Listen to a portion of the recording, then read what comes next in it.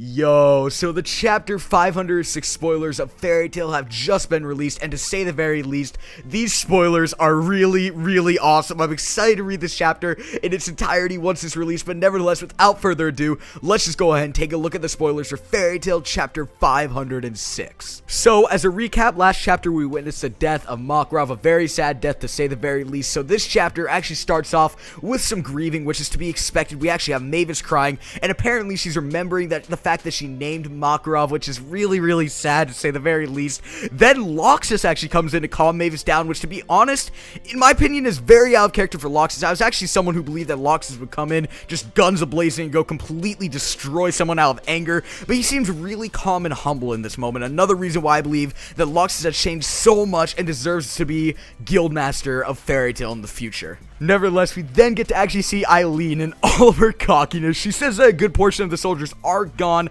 but even with this, she's not fearful in the slightest, and that the 12 are fine. She really has confidence of the remaining Sprig, and I'm really excited to see where the Alvarez side goes from here, with so many of their soldiers now down out of the battle. Then we cut to what all of us have been waiting for: more development on Natsu versus Gray. We just resumed this fight. It's looking more insane than ever. None of them are giving up any ground room whatsoever, and we're actually witnessing Natsu transform into more of a demon. We see his claws growing. This is truly absolutely insane, and as I said before, none of them are giving up. But then again, Gray is seeming to actually be taking a little bit of a beating, not too much to the extent of him being taken down at any time soon, but it's definitely evident that Natsu's pulling ahead slightly within this fight. Now, actually following this, Urza actually steps in and defuses the fight almost entirely, from what it seems. Natsu and Gray essentially snap out of it, and from what it looks like, they do this because it's evident that Urza has been crying because of Makarov's death. We've seen it before. Nobody gets away with making Urza cry, especially in Natsu's case. Taking another look at the panel, though, if you look really closely, you can actually make out the fact that her arms seem to have actually shattered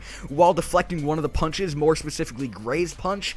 I don't know what this will lead to, but I felt as if it was a good thing to point out. But nevertheless, I don't really know how I feel about this. Bottom line, I think it's fucking bullshit, and this is just stupid at this point. Urza, out of all people, to just fucking end the Natsu versus Gray fight. I mean, like, in a way, it's quite comical, and in a way, nostalgic as well, because in the past, Urza tended to defuse all the Natsu versus Gray fights.